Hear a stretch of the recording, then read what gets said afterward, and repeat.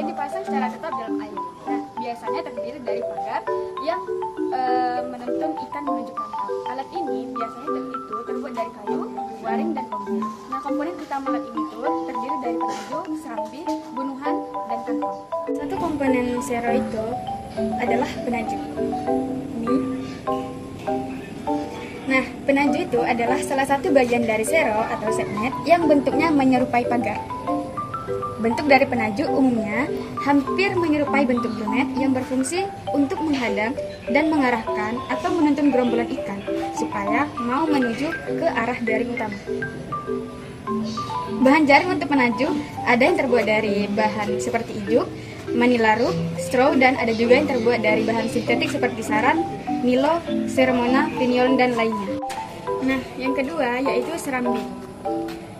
Yang mana serambi adalah tempat berkumpulnya ikan yang terperangkap di dalam kantong.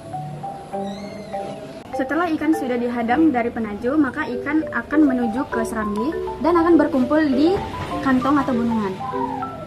Yang mana setelah ikan masuk ke dalam serambi itu akan dipandu melalui pengarah menuju kantong, di mana ikan itu akan terperangkap secara permanen di dalam bunungan. Ukuran kantong harus cukup besar agar mampu menjamin hasil tangkapan tetap, hidup, serta mengurangi kemungkinan keluarnya ikan yang sudah berada di dalamnya.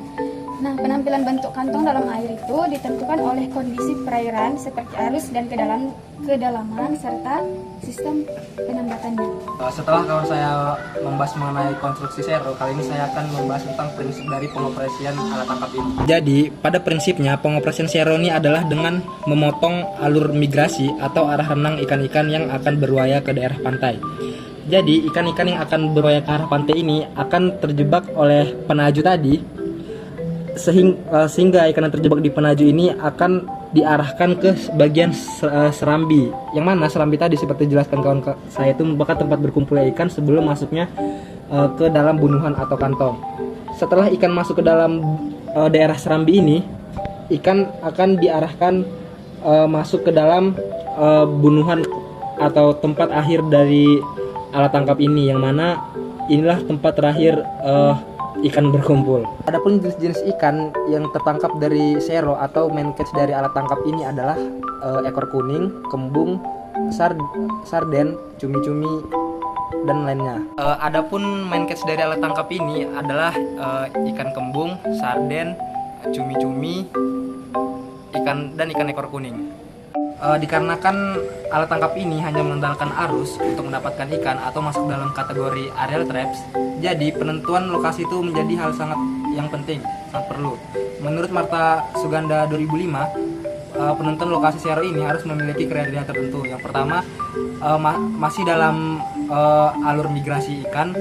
Yang kedua, topografinya itu dalam kemiringan yang tidak terlalu miring, dan yang terakhir dipasang di daerah yang mudah dijangkau. Jadi saya di sini akan menjelaskan tentang operasi penangkapan sero. Tahap persiapan merupakan tahap yang harus dilakukan sebelum menuju ke lokasi fishing ground.